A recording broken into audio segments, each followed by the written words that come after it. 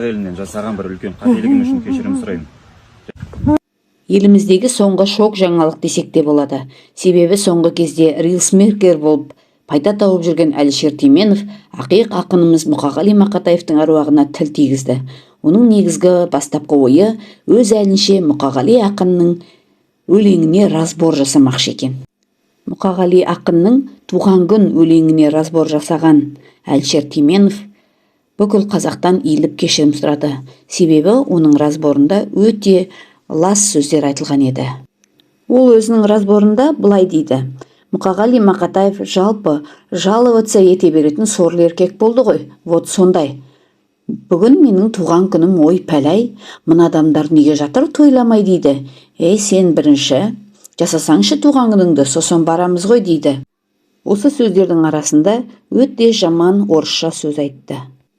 Бүгін менің туған күнім, ой пәләй, мына халқым неге жатыр тойламай, банкет жасап берер едім халқыма, тәңірдің бір жарытпай-ақ қойған-ай деп айтатын өлеңінде Әлішер Теменов: неге үкіметтен үміт күтесің, өзің ақша таппайсың ба, сорлы еркек екенсің, жаловаться етеді екенсің деп әруақтың өзіне тіл тигізді.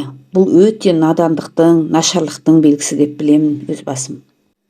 Мұны естіген ең бірінші болып ақиық ақынымыздың ауылдастары, тумаластары одан кешірім сұрауын талап етті. Әлішер Теменов өзі мойындап жатқан кезінде мұның арты үлкен шу боларын білмедім дейді. 10 күнәнің 9-ы тілден екенін блогер, диктор білмеген екен. Айта кетейін, Қазақ радиосының жұмыскерлері ішінен бір журналист шығып, ол кісінің өзіне тікелей жауап қайтарды. Негізі Әлішер Теменов өзі де диктор екен. Диктор деген қара сөздің маегін тауысып, суын ішіп, шөліне қанған адам болу керек емес пе? Олар да журналист емес пе? Кезінде осы Қазақ радиосында жұмыс істеген Мұқағали Мақатаевқа осыншама ақша үшін арын сатып тіл тигізгені дұрыс болмады. Айта кететін болсақ, бұл кісінің жасап жүрген рилсмейкерлері халықтың үнемі ашуына тиген болатын. Себебі блогер Ақбота Әнуарбекке жасап берген рилсмейкерлері халықтың ашуына тиген болатын.